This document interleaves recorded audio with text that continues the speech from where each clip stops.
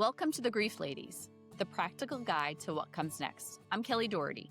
And I'm Karen Arnold, and we are two grief professionals with over 50 years of combined experience. We're here to validate, educate, and give you tangible tools you can actually use.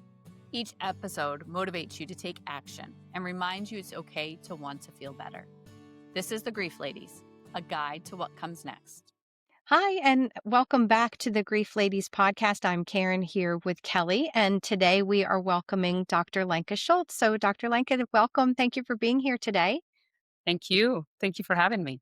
Yeah. Well, we always like to start with your bio, which is just a way for everybody to right away get a sense of who you are and what you do.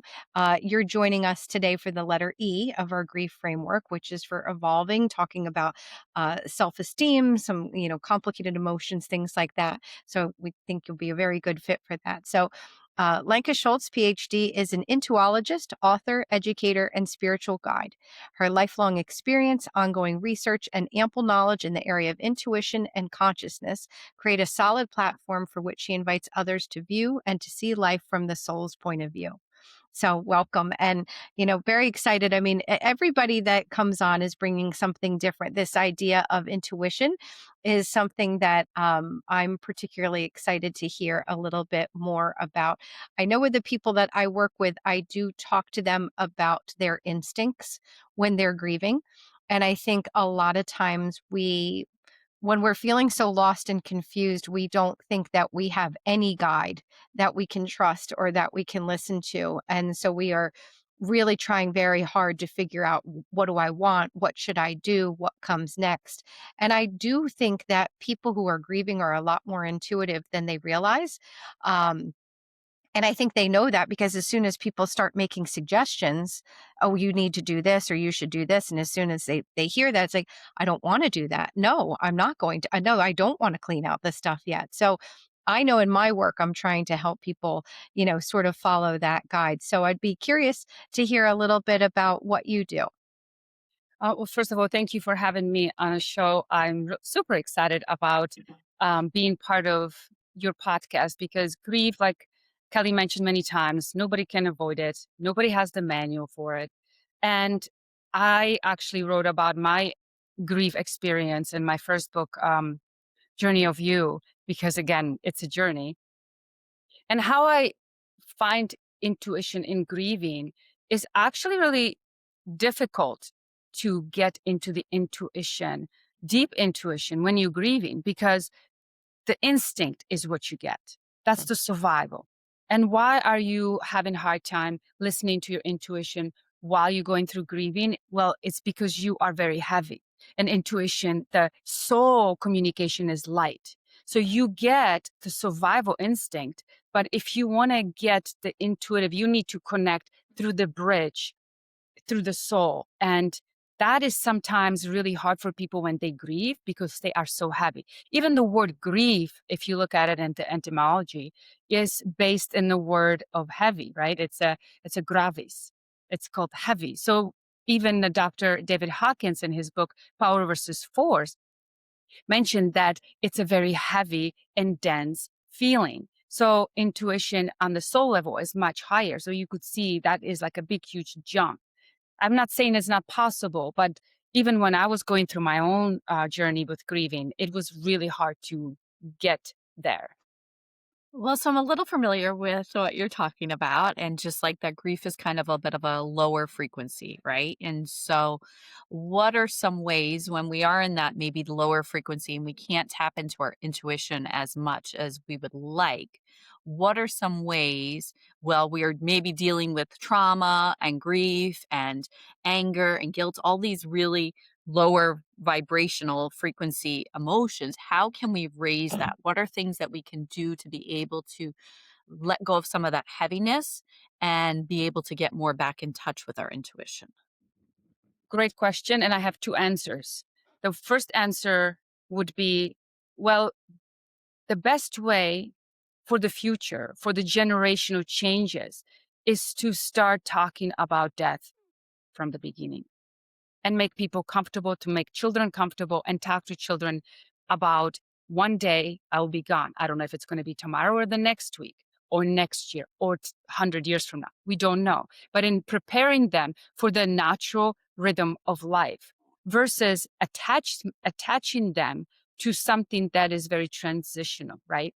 We are really in a transit. So making people understand early on will make that leap, that big huge jump, much smaller. So um, very, very few of my clients are comfortable talking about that.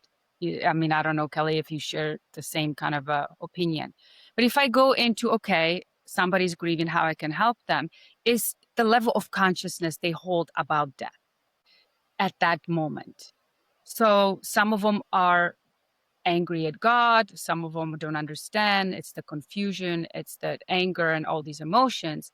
And then some of them are, I understand the big picture, it's the soul transition. And so every single person would have a different ways of getting into that more peaceful state of grieving. But one thing is, I see grieving as, like you, okay, let's just say that you are 100% of a pie, like pizza pie, right? That's 100% of your energy. And that energy of that pizza, the toppings are your life. It's your, I don't know, it's your house, it's your relationships, it's your mom, it's your dad, your siblings, your friends, and so on and so forth, right? All of the experiences in there. And all of a sudden something happens and that one slice is missing.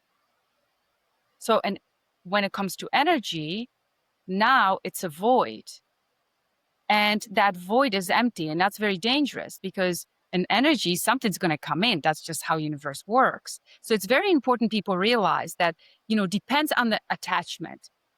Is it a mom or is it a neighbor? The attachment will be a little different, right? So if the attachment is very close to their heart and that pizza slice is really big, huge void, that needs to be protected because why? Like we spoke, grief is very low vibration. Dr. Hawkins puts it in number 75. So, okay, what does that mean? Well, if we want to make sure that nothing on that low vibration comes in, which people even say, don't make any decisions to 1 year, just heal that part of you. Well, that's why, because you're very vulnerable. You are really going down in that grief and you are vulnerable of making business decisions, marriage decisions, divorces, moving, so on and so forth. So the key is to buffet with love, the armor of love. So it's very important that we surround ourselves with people that love us, like if it's family, if it's friends, it's church members, and that will buff and protect that space until it's filled with whatever that person wants to do, if that makes sense. So that would be a nice explanation on a very simple level, what's happening energetically when people are grieving. And I don't know if that I'm kind of mumbling all over the place, but did I kind of answer the answer? No, that was great. Well, that was great. And I do want to go back to what you started with was, being able to talk about death and dying is more, I mean, I think that's our society doesn't, right? We get it wrong. And, I think the research is like 68% of children, their first experience with loss is due to the death of a pet. And I had an experience where someone I knew, she was a first grade teacher and she had a classroom bunny rabbit die. And she called me and was like, "Well, what do I do? The principal wants me to go get a new bunny that looks like this one." Rather than using this as a learning example, right? And a teaching example and being like, this is part of what life looks like, right? Living things die. And I think our society just doesn't do enough education with that as a whole. And so I completely agree with you about that. I wish we talked about it more. And so um it's not so scary because death is that's the only thing that we know for sure is going to happen. Yeah, But, absolutely. And yeah. honestly, we are dying all the time. We dying with our relationships. We dying every night you go to bed, right? Part of you are not conscious. So it's kind of you experiencing that. The end of the day, it's the death of the day. So if we kind of start making the conversation more palatable and say the word without being scared, it becomes part of our life, just like birth is. It's like the trees dying, like, the butterflies and bees, and that's just cycle of life. So, you talked a little bit about intuition and self esteem. So, I'm curious to hear the link with that. If you're looking for a place where you don't have to explain why the days feel different after someone you love has died, we created something for you. The Grief Ladies community is our private, free Facebook group where you can connect with others who get it. It's a space for steady support, real conversations, weekly prompts based on our grief framework, and guided tools you can use at your own pace. You'll also get early access to workshops, new resources, and behind the scene updates from our podcast. If you want a community that's honest, compassionate, and grounded in practical support, come join us. Just search the Grief Ladies community on Facebook. We'd love to have you. Yes. Well, self-esteem has to do with trusting yourself, right? And so when we go through grieving, we get challenged on that. Like every single one of us will, and depends what situation that is. If you are grieving your child or husband or mom, but ultimately, if it's somebody really close, that will shake up your self-esteem because now you are, oh my gosh, I have to do it all by myself, and that will make you or break you. And so again, that's a conversation to start early on. Be resilient at the same time, going through those feelings and not block them. Like being vulnerable, but being resilient. Know that you this situation can make you stronger because you know that you going to have to go through it, or you completely collapse. And that is the other option. And then your life is going to be in a very different place. So the self-esteem is the steam behind yourself. How much steam can you pull through? If somebody depending on you are like children, well, maybe you're going to be a little bit more eager. But if you on your own, that will be much harder. So it's the willingness, it's the will, the strong will. And nobody really talks about this, but there's a personal will and there's this spiritual will. The spiritual will is so much stronger, because I believe that when people go through grieving, there is a helpline. There is a 1-800-GOD or 1-800-Universal Soul or whatever you want to call it. You need to dial it. You need to start dialing it right away, because that is the helpline that will never turn your phone call. It will always answer, and it will make the life transition much easier if you can find that bridge. And I feel that a lot of people become numb versus going into that realm of where actually that spirit went in the first place, right? So there's a lot of people now who are even going into the realm and um, making, let's see how I want to say this. So they're, psychic mediums, let's say, right? So you have people who can connect loved ones to the loved ones, right? So it is for real. And so when we start talking about that realm that nobody really is comfortable talking about in many settings, but it's real. It has been here since time began, and every single one of us can tap into it. And it's like even the signs, like my mom says, oh, I knew my mom died because the clock on the wall stopped that minute that she passed. Okay, so how did you know that? That's intuition. So it's like she already knew, like she was wishing she was wrong, but that was the sign. So when we start following the signs, like my grandpa, for example, my mom said, well, he's going to the surgery, but I think this is the last time I'm going to see him. How does she know this? Right? So we have these kind of feelings. And if we start asking our questions, like, where's the soul goes? Like, where's the spirit goes? These are the questions that leads you to a lot of peace, because there is already so many people talking about it. Well, I think the going back to that self-esteem idea, it can be such a challenging one because there are so many changes that a person is going through. And, one of the things is that we definitely feel the void of our loved one not being here. We see how our day to day life has changed. And then we are also feeling all these changes within us. A lot of people find themselves they're not as interested, in participating in things as they used to be. They're lacking motivation. They're feeling without direction or support and, just not recognizing those versions of themselves. I find people all the time are describing who they used to be. and then kind of talking about where they are now, and it feels like it's a million miles away. So how does the work you do help to, as you were kind of saying, like bridge that gap to some degree?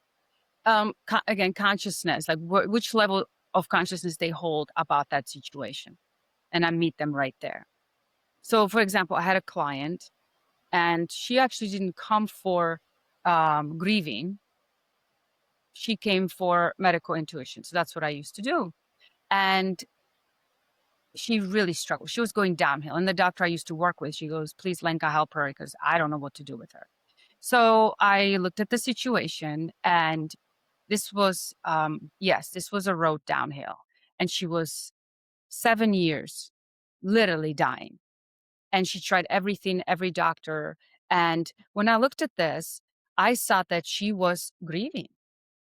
And I didn't know why, because she was connecting me with, her health, not grieving. So I'm just like, okay, what is this? So I realized, and I talked about it in my book, I realized that everything had to do with the fact that she did not heal properly. And she had a severe physical issues, like I said, downhill. And then I was able to connect with the daughter that passed. Hmm.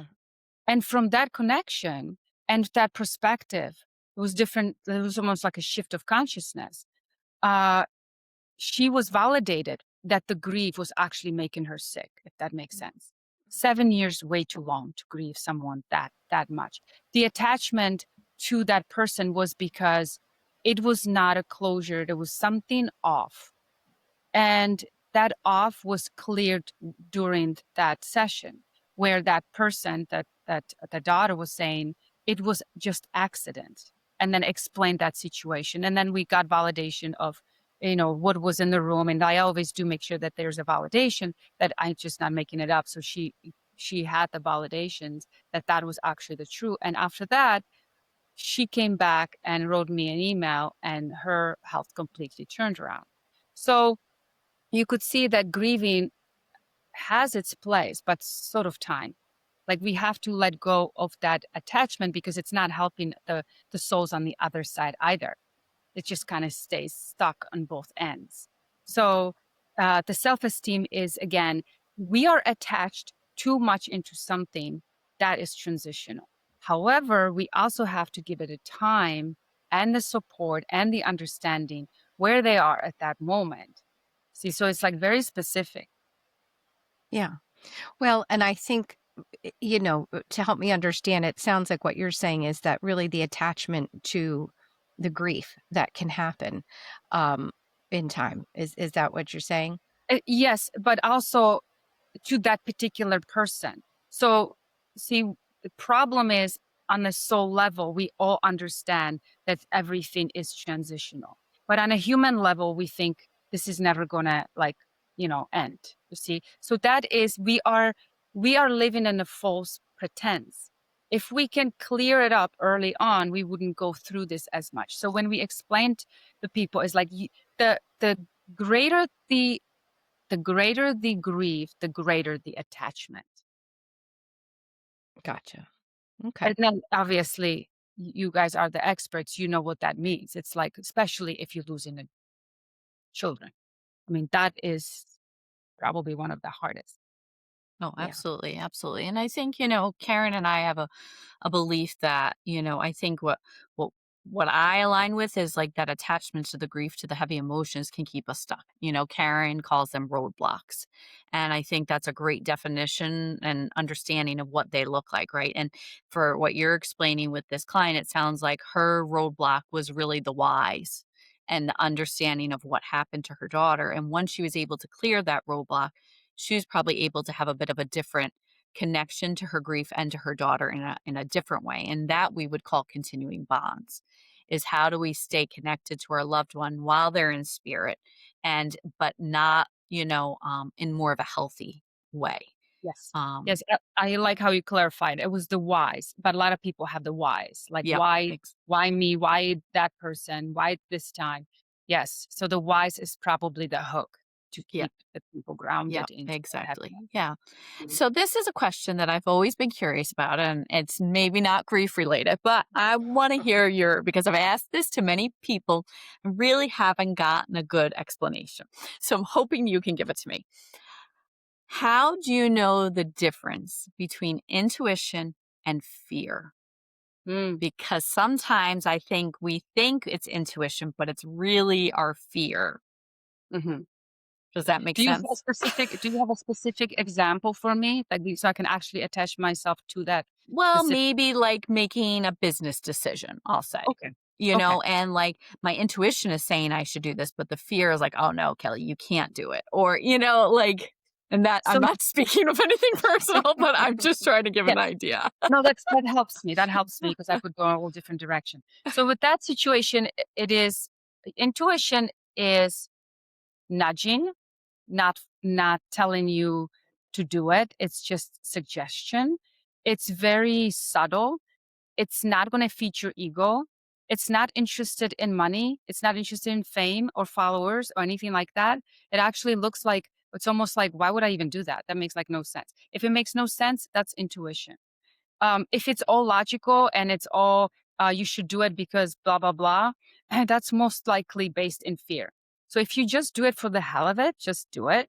That's intuition. That's your soul, heart. Because the the way you know you are in intuition is you are coming from the soul level. The soul level is not interested in the humanness whatsoever whatsoever. Yes, there's an instinct, like Karen was saying, but I'm not talking instinct. I'm talking intuition, and that's how you know. And I believe that I was telling you before we started this podcast, you definitely are 100% in your heart, in your soul. So I can feel it.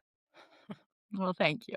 I think I think when I met Karen, I felt like I think there was some definite intuition there that this just felt Yeah, right. And we were meant to be connected and doing things together. yeah. Yeah, that's for sure. And when the Oh, souls go ahead. connect, on the same mission, it's that much more powerful. Yeah. I think we've definitely found that to be true, Mhm. absolutely. And that's been it was a quick connection also, So Dr. Like, I just wanted to ask you a little bit. I'm just generally curious about your work sort of day to day. Who comes to see you? What does I know I have an idea. Kelly and I's work is similar, where we see people individually and they're coming to us because they've lost someone significant to them. We do groups, things like that. What does your work look Well, like? I have closed my spiritual wellness center in town. I did kind of like the physical human stuff for a while, but I went more online. So I'm just kind of refocusing of my work, and I am still somehow mingled in that health. I am not doing medical intuition anymore, but healing and that aspect of just overall healing and intuition just kind of goes together. So education is one of my favorite thing to do, just empowering people to understand that all the answers are within and giving them the tools of how to tap into that. And just overall, just, I feel like especially during COVID and still, I feel like we all grieving.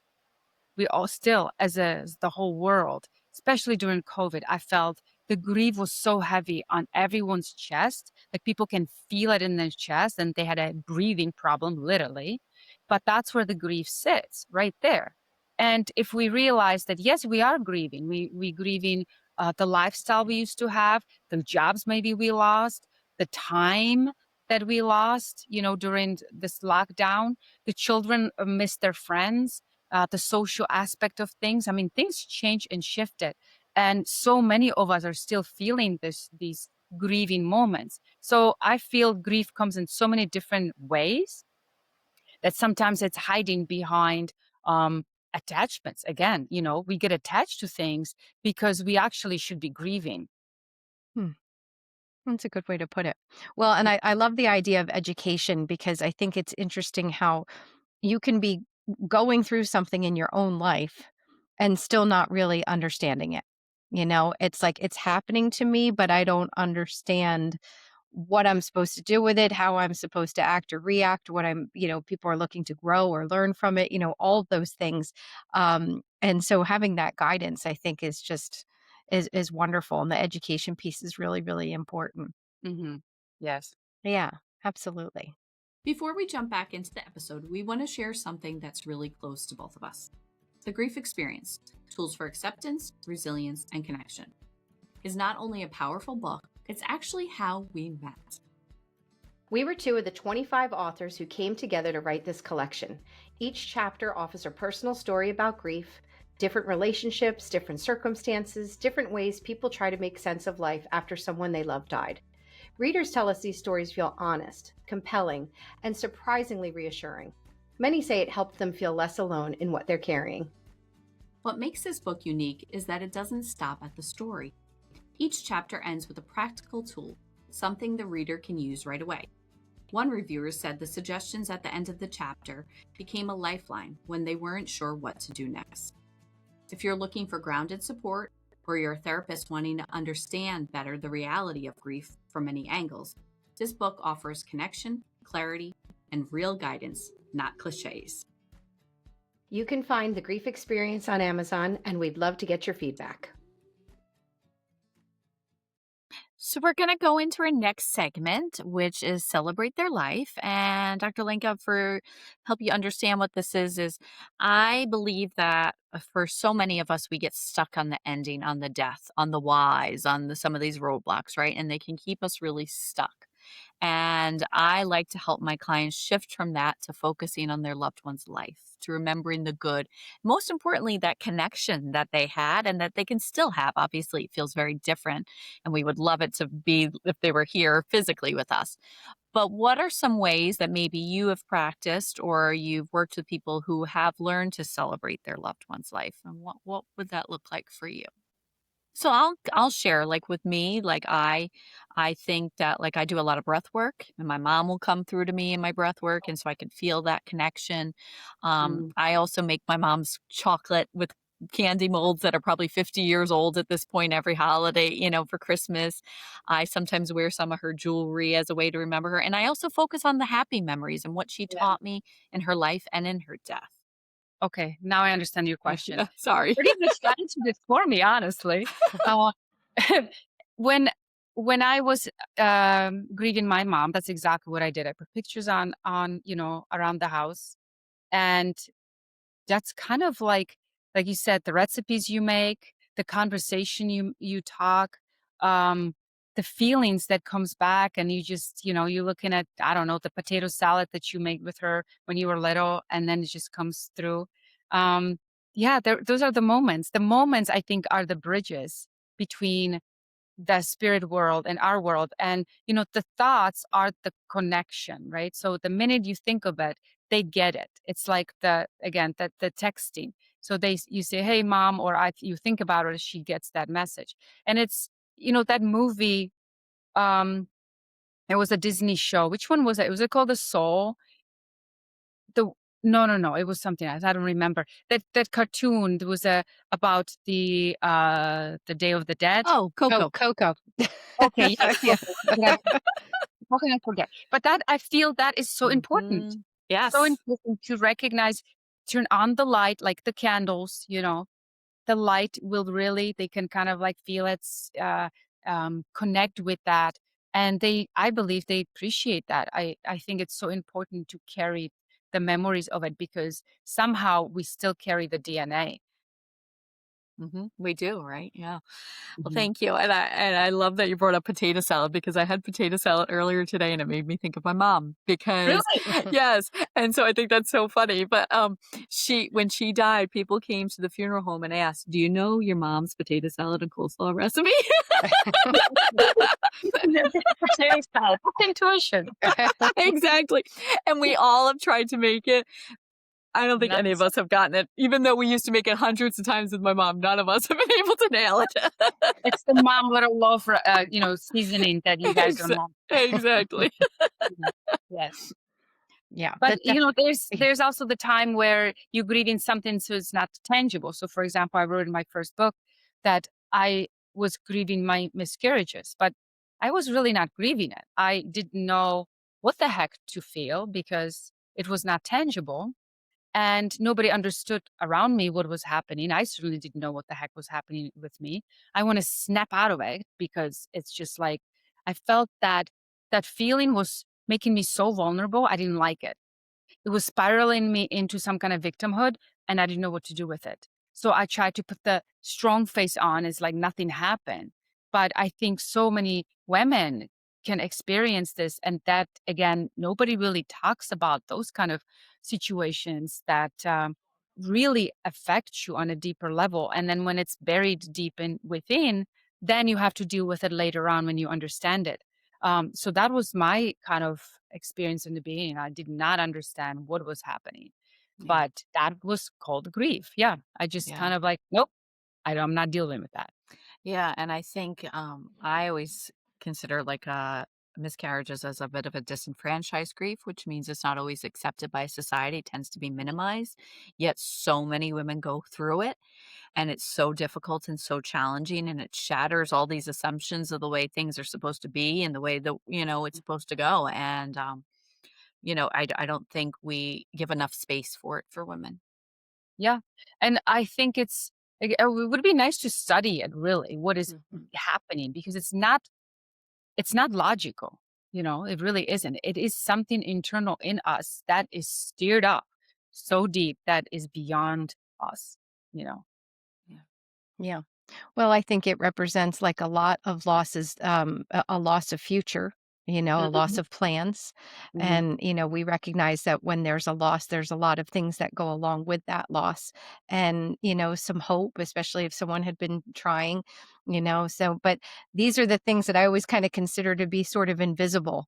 Mhm. To the people around us. We can say, I've lost this person or I have had a miscarriage. We can state what a fact is, but it doesn't ever demonstrate all of the things that are now Mhm. happening or aren't happening or that I'm feeling because this loss happened. But as you said, even for ourselves, sometimes we may be trying to push it down or away because that rawness, that vulnerability is so uncomfortable Mhm. and isn't something that we necessarily want to spend a lot of time with. So, through our work, I think we're trying to help people Mhm. figure out where it fits in and where there's that space to do that.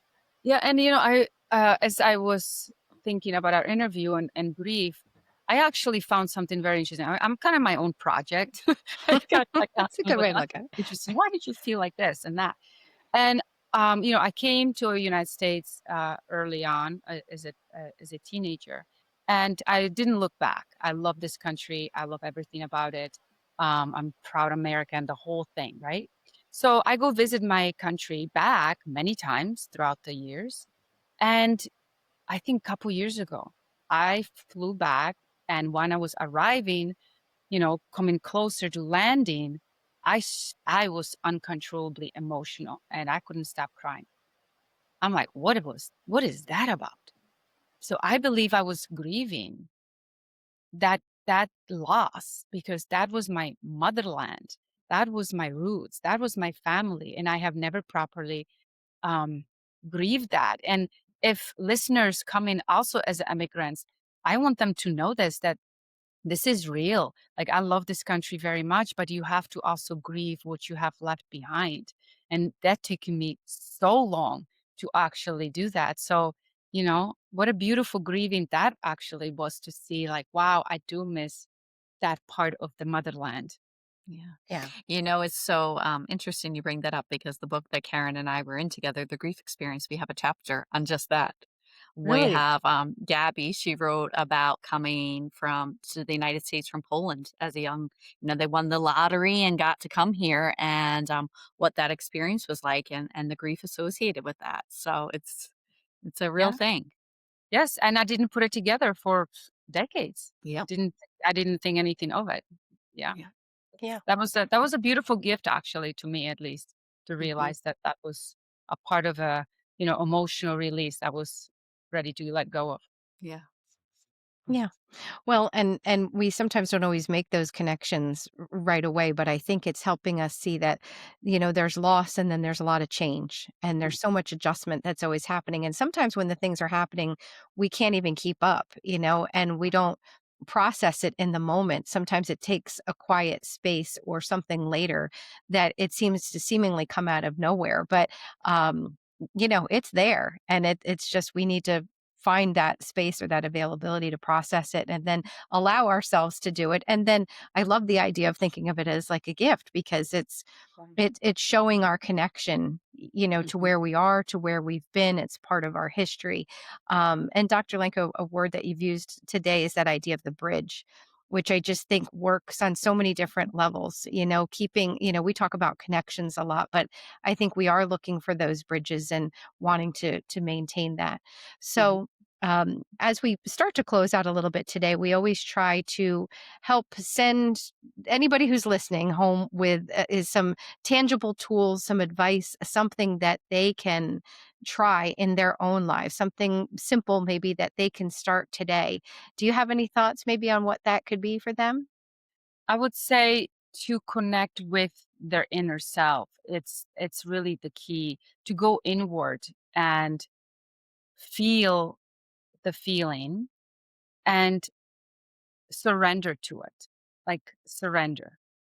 And obviously have time for it because you can't surrender at 24/7. You have to go to a Mm, daily, mundane things to do. But when you are, whatever you are, surrender to it and open your heart and share with others how you feel because it's a very empowering thing. When you are vulnerable, it's very courageous, right? And so when we are courageous, we allowing others to see that we are so human in these moments and we are there for one another. Um, and especially I feel children, like you guys work a lot with children, that's a wonderful thing. And men do not process that very easily either because they have to compose that macho kind of archetype, but we need to teach them how to get into that inner feeling and be okay with that. yeah. Yeah. I think, you talk about that, our country, and we are sort of that pursuit of happiness. And sometimes that's the only, emotion that seems like we're doing it right or seems like everything is okay. But one thing that I've talked to people about that maybe are a little bit further along or on the other side of it find that there is this gift of sort of the full human experience that they're really getting to understand all of the emotions that they never maybe had that opportunity to in earlier parts of our lives. And it really makes us sometimes more of a complete person. I say to all the grieving people I work with that I love working with grieving people because their perspective, their insight, their wisdom, all of the things that they've lived through and understood. And I have people that'll say, like, I like this version of myself. I feel like a more whole in some strange ways, even though Mm-hmm. it can sometimes feel like a lot has been taken away. So, Dr. Hmm. Lenka, thank you so much for that suggestion and for everything that you've shared with us today. So, you had mentioned a couple of books and things that you have done. Where could people learn a little bit more about this? Um, well, it's really simple, lenka.org. You can find everything. So the two books, one book is Journey of You, which I'm talking about, literally my journey and the intuition and then the grief and spiritual healing and things like that. And then the second book is about intuition, trusting your inner voice. And it's kind of a continuance on it. So the first one is more the physical, mental, emotional, and then the second book is more the spiritual aspect of our existence. Yes, so That's great. everything is available on lenka.org. Okay. And Lenka is lenka.org, right? Okay. And Oh, we'll put that's that in awesome. our show notes as well. Yeah, absolutely. Absolutely. Well, Dr. Lenka, thank you so much for being here today and for exploring this topic with us. We're really glad to have had this time. Kelly, thank you for Okay. everything. And thank you to everybody. We'll look forward to seeing you again. Thank Thank you, you. Kelly and Karen, for having me. That was a wonderful opportunity to share such a deep subject. So we were glad Thank to you. have you. Thank you. Thanks for joining us on The Grief Ladies. Don't wait to feel better to get started. Getting started is what makes you feel better. Put this week's tool to work. If today's episode helped, share it with someone who needs it and leave us a review. We'd love to hear from you. And remember, we're here for you, your trusted grief ladies, navigating this path together.